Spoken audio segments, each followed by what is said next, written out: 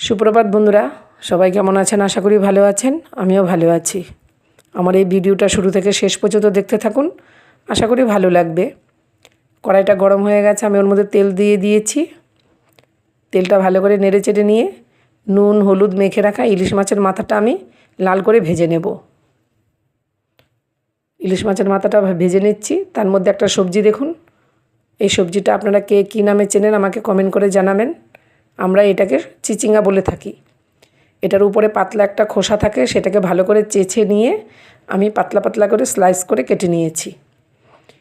সাথে দুটো চেরা কাঁচা লঙ্কাও নিয়ে নিয়েছি। এবার ইলিশ মাছের মাথাটা ভাজা হয়ে গেছে, নামিয়ে নিয়েছি।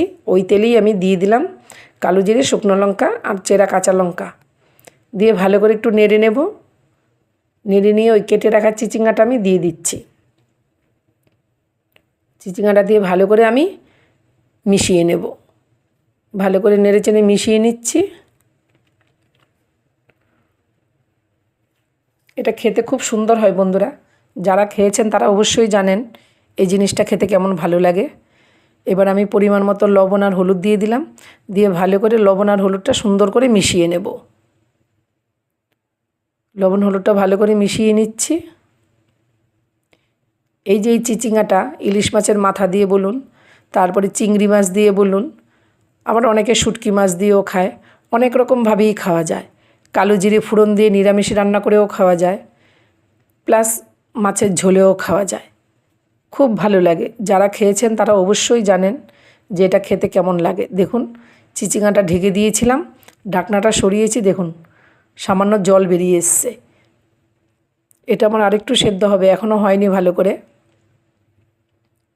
এই জলটা আমি ভালো করে নেড়ে চেড়ে পুরোটা শুকিয়ে ফেলবো।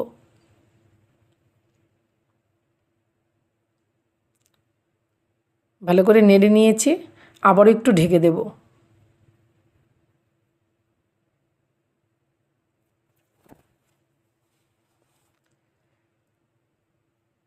দু তিন মিনিটের মতো ঢেকে দিয়েছিলাম, দেখুন জলটা অনেকটাই টেনে গেছে।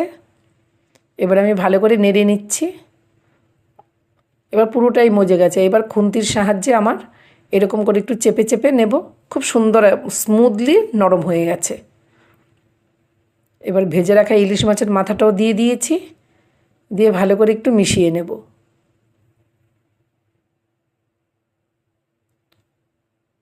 চিচিঙ্গাটাও ইলিশ মাছের মাথার সাথে ভালো করে মিশিয়ে নিয়েছি। এই যে মাছের মাথাটা দেখছেন, আমি খুন্তি দিয়ে এরকম মাঝখানে একটা টুকরো করে নেব। বেশি গুঁড়ো করব না। আপনারা যদি চান মাছের মাথাটা একদম গুঁড়ো করেও দিতে পারেন। আমি জাস্ট এরকম খুন্তি দিয়ে দুটো টুকরো করে দিয়েছি।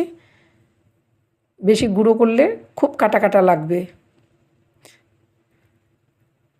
যেহেতু চিচিঙ্গা এর স্বাদ অনেক রকমই হয়, মিষ্টিও হয় পানসেও হয়, তাই আমি সাধারণ একটু মিশ্রি গুঁড়ো দিয়ে দিলাম। এবার জানি না এটা খেতে কেমন হবে, তাই আমি একটু মিষ্টি দিয়ে দিলাম। আপনারা চাইলে মিষ্টিটা অ্যাভয়েড করতে পারেন।